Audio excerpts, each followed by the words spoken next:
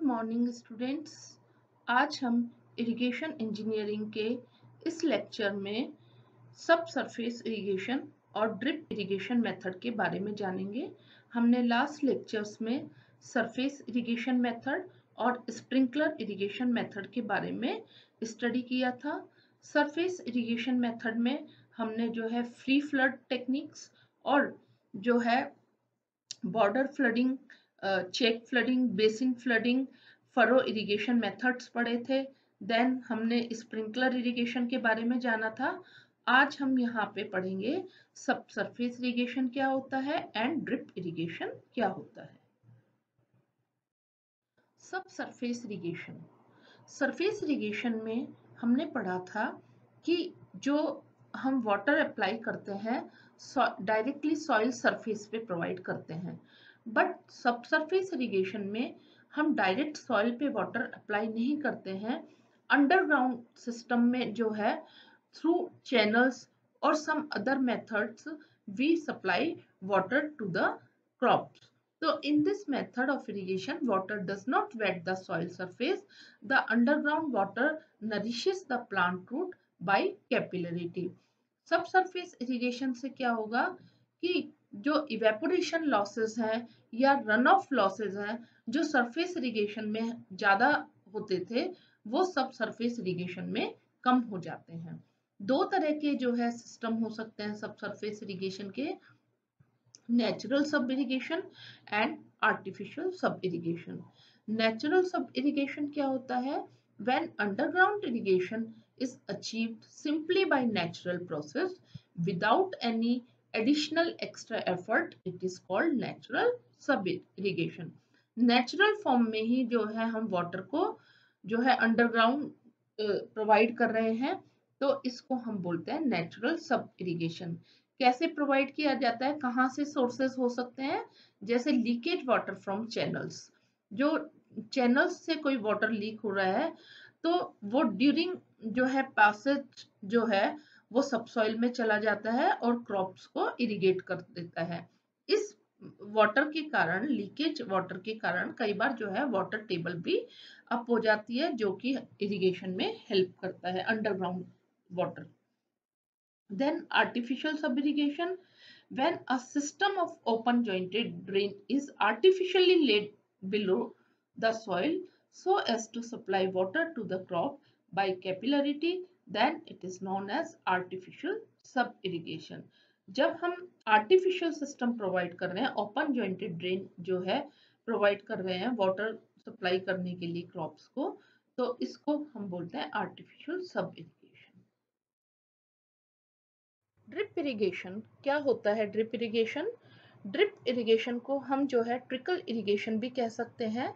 इसमें जो है हम डायरेक्टली प्लांट के रूट जोन में वाटर को ड्रॉप बाय ड्रॉप अप्लाई करते हैं, बहुत ही स्लो रेट पे, 2 to 20 लीटर पर आवर की रेट पे हम डायरेक्ट पानी को सप्लाई करते हैं।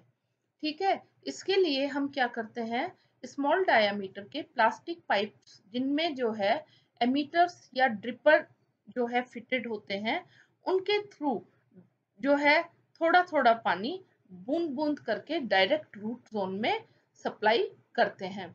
ये जो है बहुत ही एफिशिएंट मेथड है इरिगेशन का, क्योंकि इसमें वाटर लॉसेस बहुत कम होते हैं, रन ऑफ बहुत कम होता है, इवेपोरेशन लॉसेस जो है बहुत कम होते हैं।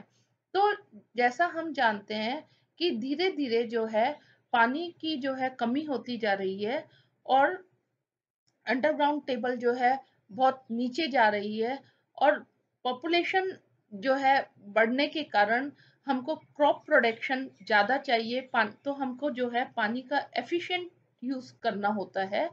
तो इसके लिए ड्रिप इरिगेशन बहुत ही एक इम्पोर्टेंट मेथड है क्रॉप प्रोडक्शन बढ़ाने के लिए और पानी के को जो है एफिशिएंटली यूज करने के लिए, ऑप्टिमम वाटर को यूज करने के लिए। What is the need of drip irrigation when water is to be used efficiently? जैसा मैंने अभी आपको बताया था कि इसमें क्योंकि लॉसेस बहुत कम होते हैं, इसलिए वाटर को जो है हम बहुत ही एफिशिएंटली इसमें यूज कर सकते हैं। क्योंकि इसमें जो है रन ऑफ और इवेपोरेशन लॉसेस नहीं होते हैं। इसमें वाटर जो है वाटर का जो है डायरेक्ट क्रॉप लीव्स, स्टेम और फ्रूट के साथ जो है कांटेक्ट नहीं हो पाता है, और एग्रीकल्चरल केमिकल्स भी जो है हम इस सिस्टम के थ्रू एफिशिएंटली अप्लाई कर सकते हैं। Now we will know what components are required to develop the drip irrigation system. Drip irrigation system को डेवलप करने के लिए हमको कौन कौन से कंपोनेंट्स चाहिए। तो फर्स्ट जो है that is water source, then pumps, pipe networks, emitting devices, control devices, filtration devices and chemical injectors. Water source, सबसे पहले हमको पानी की सप्लाई के लिए एक हमको कंटिन्यूस जो है वाटर सप्लाई मिले, उसके लिए हमको वाटर सोर्सेस चाहिए।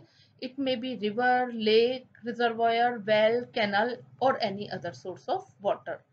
ओके, देन पंप, जो एमीटर्स हैं, ड्रिपर्स हैं, उन पे हमको एक रिक्वायर्ड प्रेशर मिले, उसके लिए हमको सुटेबल कैपेसिटी के पंप्स की जो है जरूरत होती है, ताकि हम वाटर को जो है फोर्स कर सकें, जो है बाकी कंपोनेंट्स में से जो वाटर है वो इजीली फ्लो कर सके।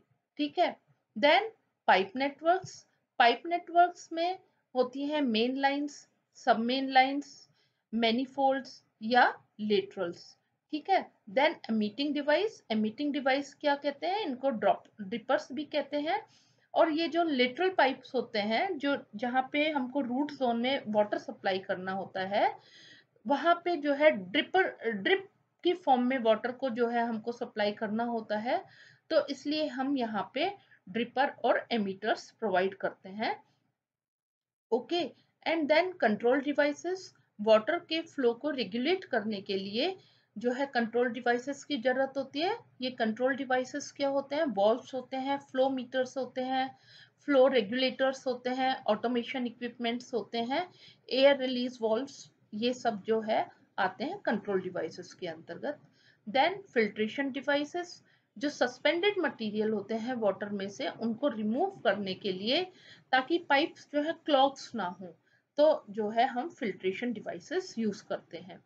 उसके बाद फर्टिलाइजर या जो है बाकी जो अगर केमिकल्स हमको प्लांट्स में प्रोवाइड करने हैं, तो इसके लिए हम जो है केमिकल इंजेक्टर्स भी जो है ड्रिप इरिगेशन सिस्टम में प्रोवाइड कर सकते हैं। In this picture, we can see the various components of the drip irrigation system. कौन कौन से components थे? Water source, pumps, main line, sub main line, laterals, emitters, etc. valves. जो है हम इसमें देख रहे हैं कि वाटर सोर्स है, और जो है वाटर सोर्स से वाटर को पंप किया जा रहा है to develop pressure, so that the water can force through these pipes. Okay, और जो है इक्वल डिस्टेंसेस पे आप यहाँ देख रहे हैं लेटरल्स में ड्रिपर्स और एमीटर्स प्रोवाइड किए गए हैं वाटर को जो है रूट जोन में प्रोवाइड करने के लिए। ड्रिप इरिगेशन मेथड के एडवांटेजेस क्या क्या हैं, कि जो है it is a very effective method of water application. ठीक है, उसके बाद इसमें सॉइल इरोजन और वीड ग्रोथ बहुत कम होती है, और वाटर डिस्ट्रीब्यूशन को हम इजीली कंट्रोल कर सकते हैं। वाटर को जो है हम अकॉर्डिंग टू द नेसेसिटी जो है रूट जोन में प्रोवाइड कर सकते हैं। ठीक है, और ये जो है हम इसमें फर्टिलाइजर और न्यूट्रिएंट्स को भी जो है बहुत इजीली प्रोवाइड कर सकते हैं। Disadvantages of drip irrigation. अभी हमने ड्रिप इरिगेशन के एडवांटेजेस पढ़े थे, कि ड्रिप इरिगेशन जो है किस तरह से हमारे लिए बहुत ही लाभदायक एक इरिगेशन मेथड है। लेकिन ड्रिप इरिगेशन में लाभ के साथ साथ कुछ जो है डिसएडवांटेजेस हैं, जैसे एक तो इंस्टॉलेशन जो प्रोसेस है वो थोड़ा सा टाइम टेकिंग है। दूसरा, एक्सेसिव सन हीट के कारण जो है प्लास्टिक पाइप्स जो है डिटेरियोरेट हो सकते हैं, और ये जो है कभी कभी टूट भी जाते हैं, और इनके टूटने से जो है सॉइल फर्टिलिटी एडवर्सली अफेक्ट होती है। जो सन डिग्रेडेड प्लास्टिक्स होते हैं वो सॉइल और फर्टिलाइजर को जो है नुकसान पहुंचाते हैं।